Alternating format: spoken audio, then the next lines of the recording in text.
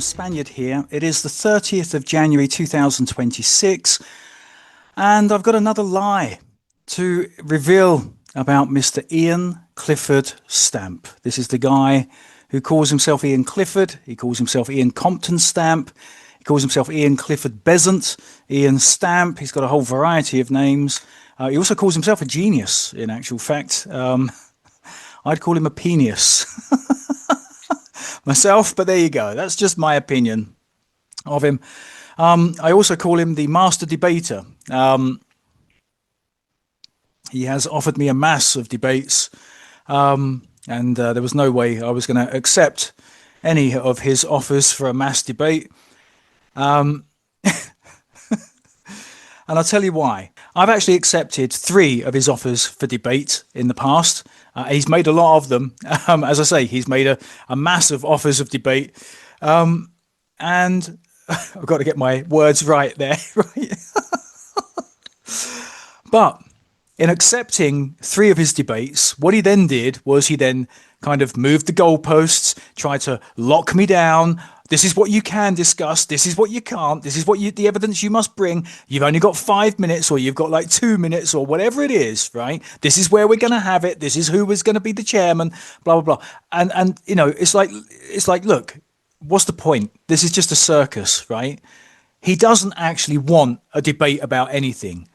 What he wants to do is he wants to use the big, bold kind of bravado, okay, in order to try to sell it to his potential customers that he's dealing with the alleged problem, right? The alleged problem. Oh, Simon's attacking me. Simon's part of the crown, blah, blah, blah, blah, blah. Well, look, through his own words, I can show that what he says doesn't make sense, right? And I'll do that towards the end, okay? But I want to stay on point here because, you know, I've been producing videos exposing Iain's lies, one after the other, lie after lie after lie after lie, because I want you, the audience, and I'm hoping that a lot of you are going to be, you know, members of Matrix Freedom or potential clients, right? Or even existing clients, because I want you to understand that, you know, if you're an existing client, you've been had. I'm sorry, you've been had over. If you're a potential client, he's making the big, bold statements to try to make you think that he's dealing with the big problem, i.e. Simon Goldberg, i.e. the Spaniard, right? He wants you to think that he's dealt with this and that, you know, he's taking me to court and he's doing blah, blah, blah, blah, blah. Well, you know, look, he tried to take me to court, right? This is someone that claims to have had 25 high court victories in some of his emails to me. And I don't believe that at all. In fact, I challenge Iain Stamp to come out with the case numbers and the parties for each of those 25 high court victories, because I don't believe they exist. And the reason I don't believe they exist is that a few emails after that, he changed it to 20. Then it went down to 15. Then it went down to 10. And I reckon it's going to end up at around about naught. It's all bluster. It's all bravado. It's all bullshit. Okay? The 3 Bs. Now, as I say, he wants to convince people that he's dealing with these external problems. The alleged crown agent, who he's now accusing of defrauding the crown. So I'm a crown agent and I'm defrauding the crown. I mean, does the crown know this? Does the crown allow me to defraud them? Or am I collecting a paycheck from the crown and then defrauding the crown? Which is it, Iain? Do you even know?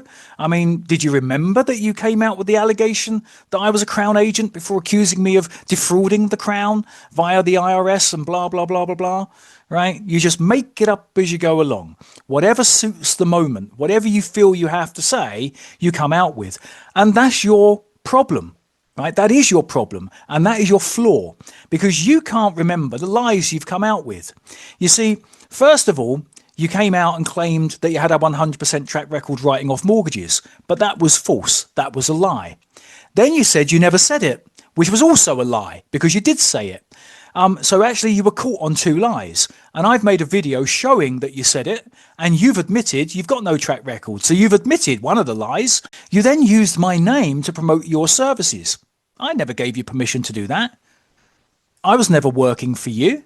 You wanted me to work with you or for you. I didn't want to. You wouldn't leave me alone through your proxy, Andrew Donald. You kept harassing me, trying to get me to come and work for you, which is what other members of staff have said you did to them, right? To get them to come on board. So when I wouldn't come to work for you, what you did, wanting to use my reputation to boost your sales, you just used my name anyway. That's called passing off, aka fraud. All right, that's called fraud. Now, for the benefit of Iain's customers, past and potential, I want to make something really, really clear to you, okay? Iain makes big, bold statements and relies on the fact that you won't demand evidence. He always says he's going to produce evidence, but he never does.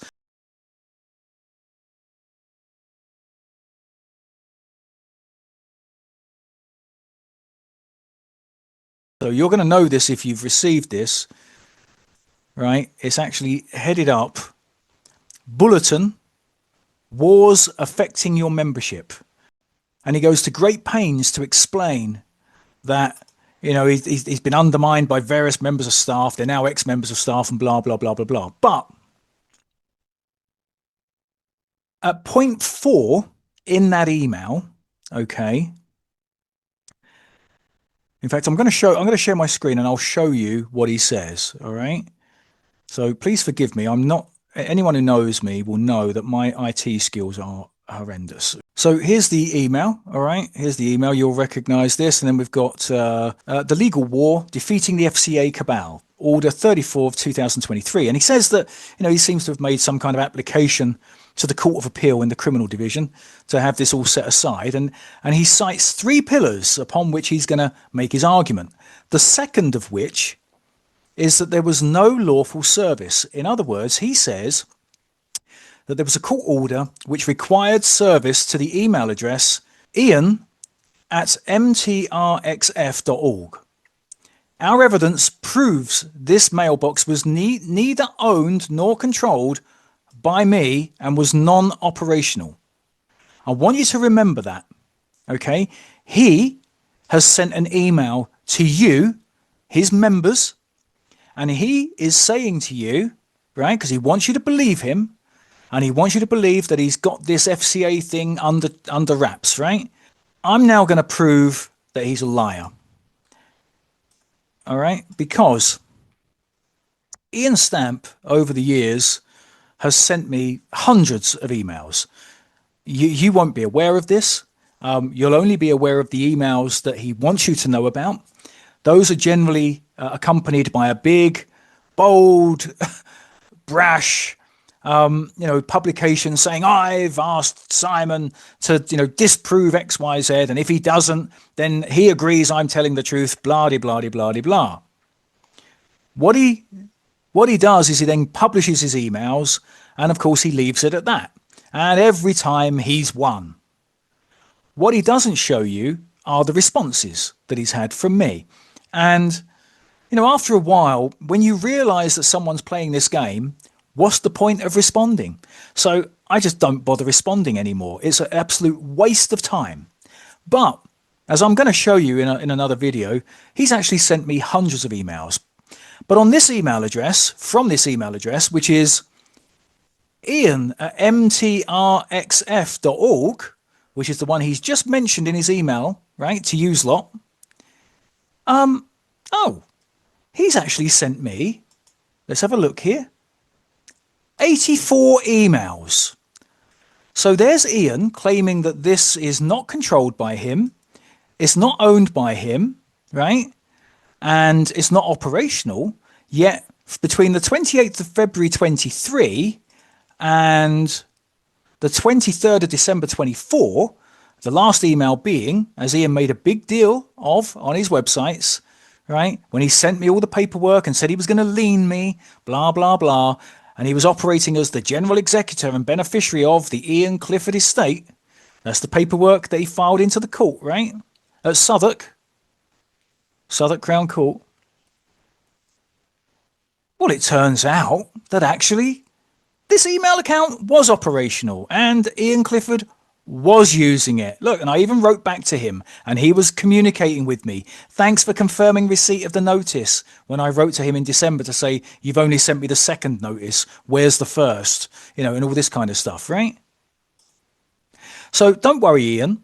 I'll take great pleasure in forwarding that evidence over to the FCA together with a witness statement just to verify that you have in fact used that email account and you've sent me 84 emails from it.